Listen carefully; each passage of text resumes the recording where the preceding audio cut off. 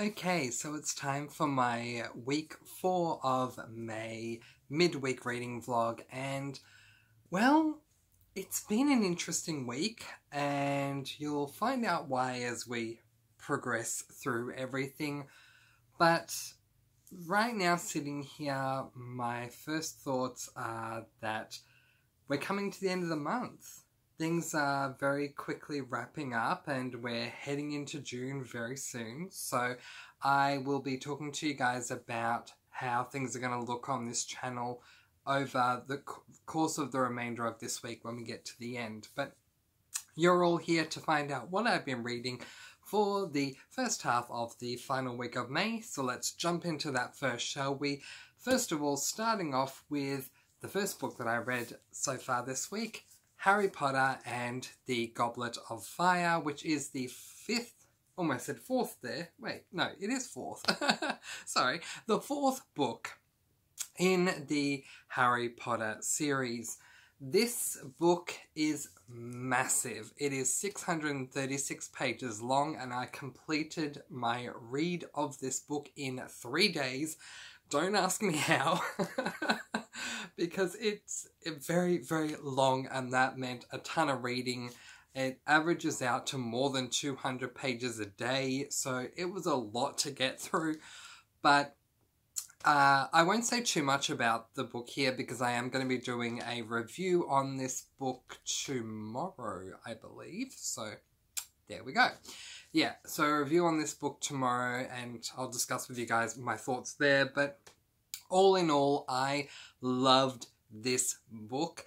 The interesting side note in comparison is that the film adaptation of this book is my least favourite out of all of the Harry Potter films. I would go as far to say that I never really liked Harry Potter and the Goblet of Fire, the film, and I kind of took that out on the book a little bit and stopped reading this book whenever I would pick up other Harry Potter books to reread.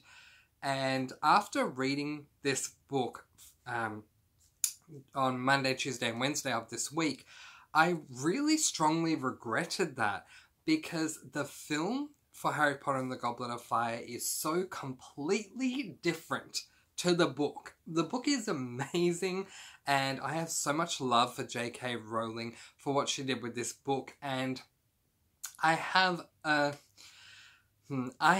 feelings, very strong feelings towards Mike Newell, who directed the film, because he not only kept things out of the film, which I understand it's a long book and the film's not that long. The film doesn't have enough time to include everything, and I get that. But the things that Mike Newell included in the film, he completely changed them all, and it's really annoying. So really, they are two completely separate things, and all I want to say is, if you have seen the Harry Potter and the Goblet of Fire film but never read the book, my best advice I can give you is to please pick up this book, read it, and then have a think about everything, because the film could not have gotten it any more wrong. Oh my gosh. So, having said that, back to the focus of the book, I really enjoyed this book from start to end. There's just so much going on. Not only is Harry back in his 4th year of Hogwarts School of Witchcraft and Wizardry, but there are 3 mysteries that are being played out throughout this book.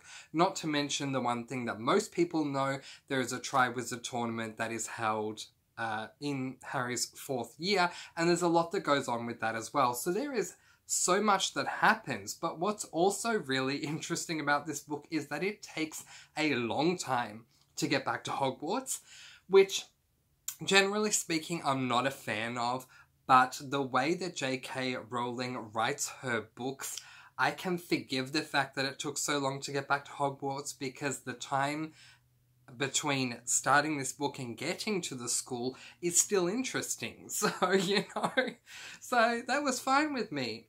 Ultimately, I ended up giving this book 5 stars, and I didn't know if I would. I went into this book knowing how much I dislike the film, So I really thought maybe it would get 3 stars, 2 stars, maybe even 1 star, because honestly, I don't remember the last time I read this book. I have read it at least 3 times, but I don't remember the last time. It was that long ago.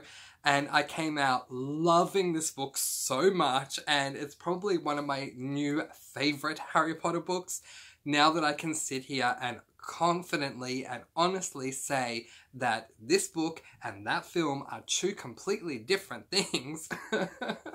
This book is absolutely amazing. So it was a good start to the week, another 5-star book, and really every single book I've read except for one, all of the others, including this one, have received 5 stars, and that one received 4 stars. So I'm yet to rate a book lower than 4, and 90% of the books I've read so far have received 5 stars. So that's really incredible. This month has been by far and away my best reading month of all time. I'm just so happy. So this was amazing, and I'll talk to you more about this book when I do the review of Harry Potter and the Goblet of Fire tomorrow. So we'll have a spoiler-free section and a spoiler section, and you can, jump into all that. We have a lot to talk about, but I'll save that for tomorrow's video. So I finished Harry Potter and the Goblet of Fire on Wednesday, and, so last night, and then I picked up my next book after I finished Harry Potter and the Goblet of Fire, because I don't like having any moment where I don't have any book that I'm currently reading. So even if I read 1 or 2 pages, I want to start my new book, so I'm at least in the book. I've started some kind of progress with it, and so I started this next book I'm going to show you last night and did a whole lot of reading on it today. That is the 4th book in the Vampire Academy series, Blood Promise. Now, you can see by this bookmark where I'm up to. The second bookmark is where I hope, this bookmark at the back is where I hope to be up to at the end of tomorrow. But currently I am there, which is pretty much bang on halfway. I'm at page 249 out of 503 pages, so I'm maybe 2 pages away from being halfway. So let's not mince numbers. I'm halfway. I have mixed feelings about this book because books 1 and 2 for Vampire Academy, for me, the first 3/4 of both of those books were rather meandering, and then they had an amazing climax that made me want to read the next book. So I went into reading book 3 with that same sort of thought, that, it's going to be 3/4 meandering and with a really good climax at the end, but it wasn't. Book 3 was amazing from start to finish. But then comes this book, and I feel like Rochelle Mead has taken a few steps backwards in writing this book, and I'm going to talk about as much as I can here, keeping it spoiler-free as I can for what I've read so far, and my mind could very easily change by the time I get to the end, and yes, I will absolutely finish this book. I'm not going to DNF it no matter what, because I really want to get through the series, so I will get through it.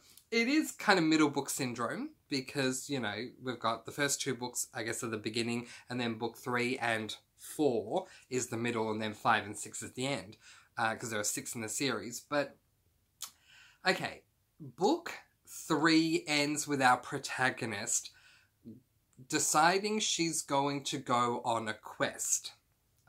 I guess I can say that much without giving too much away. She decides she's going to go on a quest, so it's not surprising that we pick up, where we pick up things in book 4, she's going on that quest.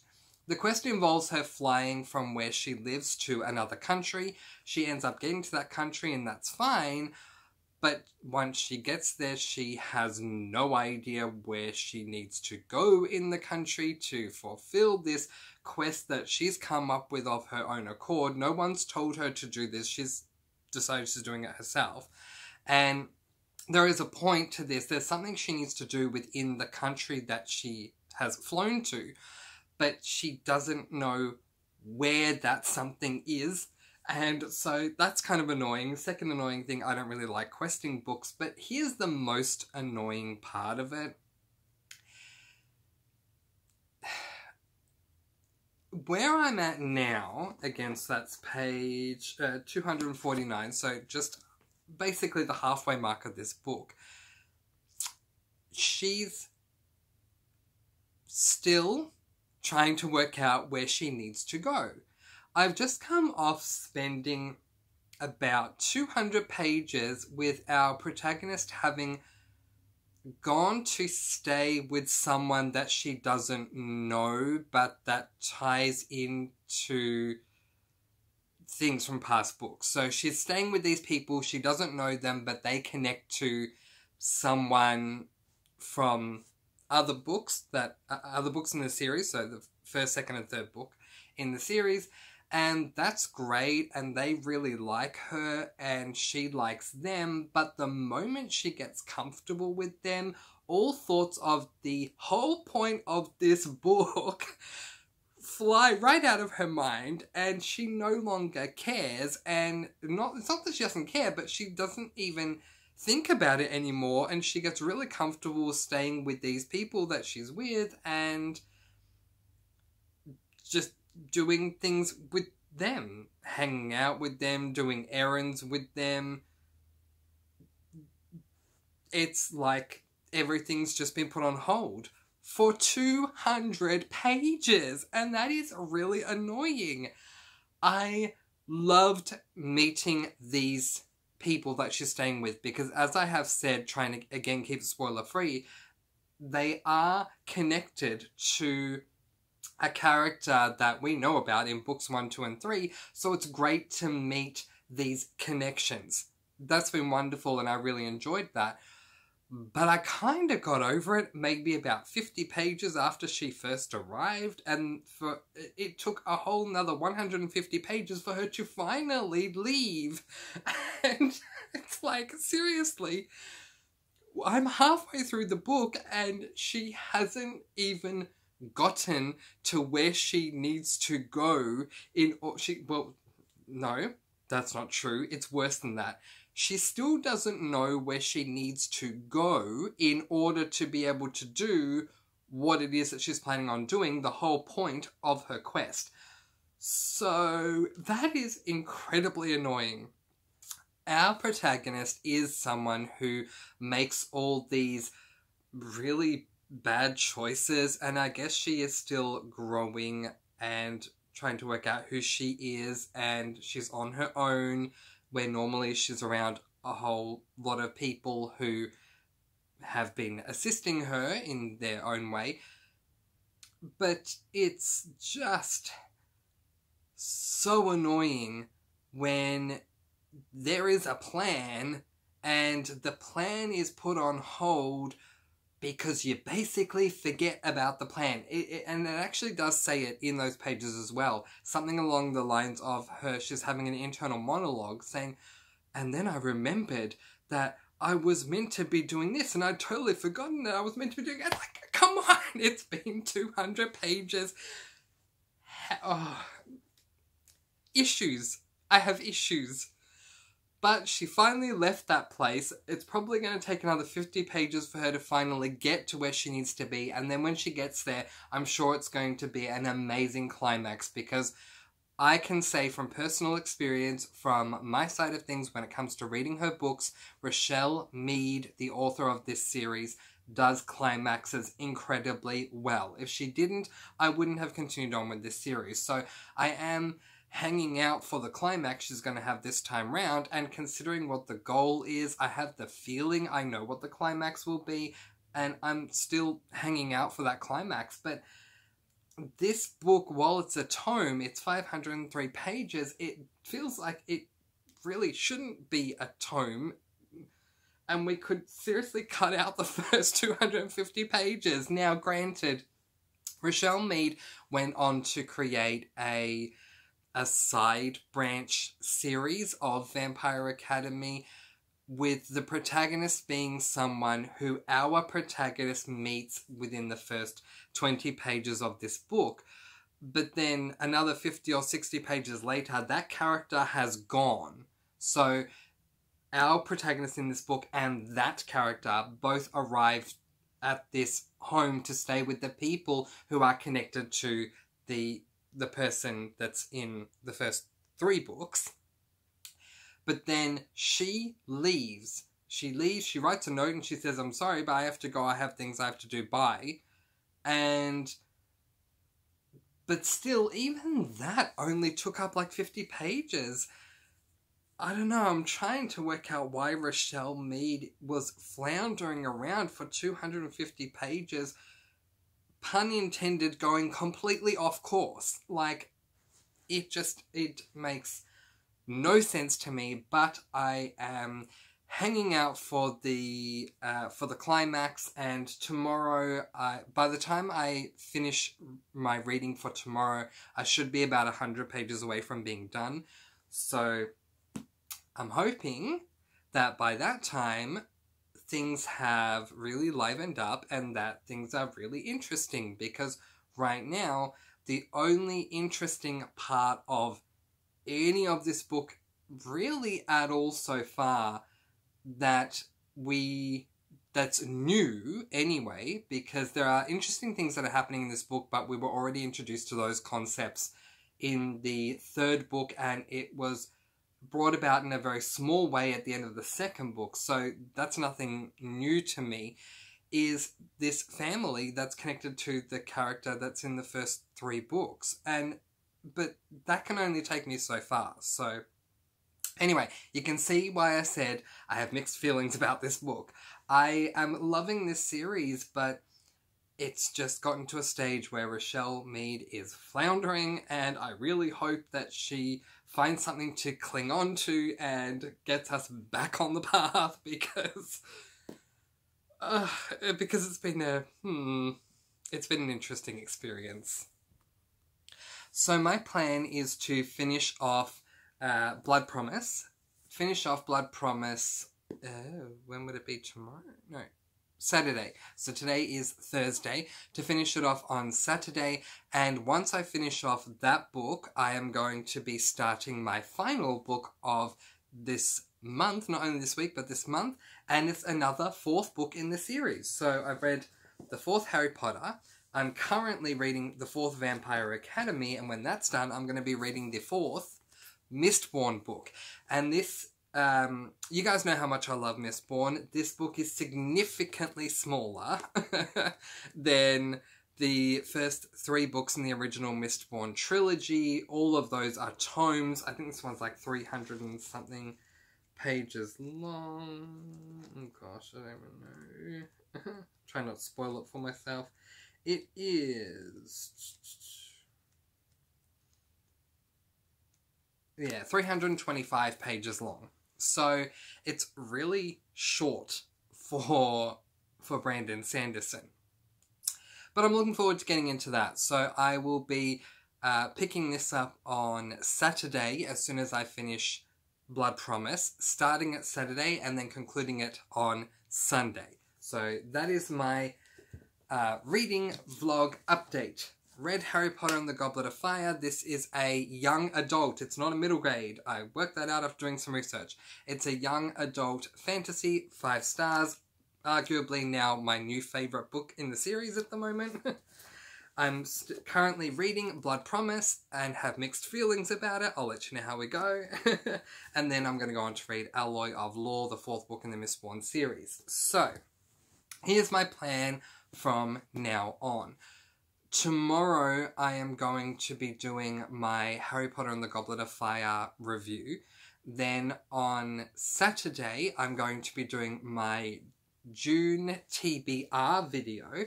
And on Sunday I'm going to be doing my May monthly wrap up. Now I know that May is not going to be over on Sunday. However, to keep in the traditional sense of my weekly reading, I want to start my June month on Monday, so that's why I'm going to do it that way, and I should definitely be done by that time. It will take a little extra reading, but I think I can do it. So that's where we're at for the moment. So have you guys read any of these books? Yeah. If you have, let me know. I very quickly want to comment on Alloy of Law. For those of you who have read books from the Cosmere universe, the Cosmere universe is the universe that Brandon Sanderson writes about. He's written many books, many different series, but they're all part of the one universe.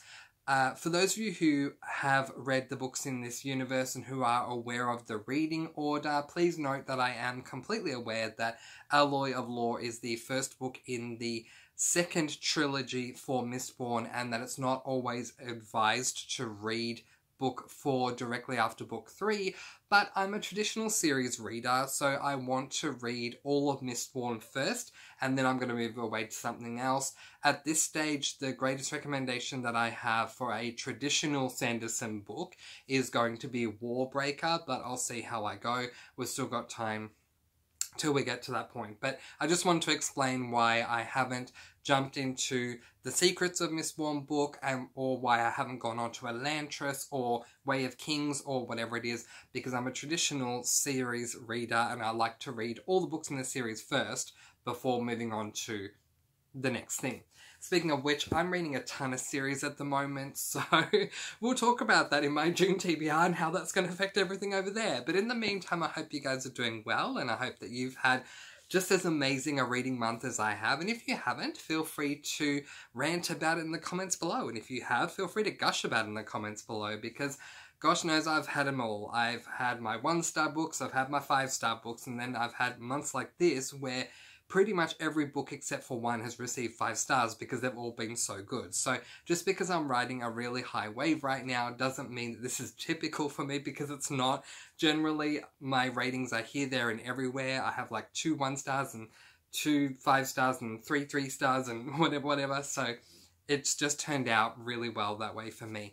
But I will update you guys when we do get to the end of the week with my monthly wrap. So there will be no end of week wrap up this week. This will be my final weekly, well, midweek wrap up, and then I'll do a monthly wrap, which will also include talking about these 2 books in my monthly wrap. Oh, sorry about the colour there. But in the meantime, letting you guys go with peace, blessings, and so much love. Mwah. I post videos every Monday, Thursday, and Sunday, and I'll speak to you all soon. Happy reading. Bye.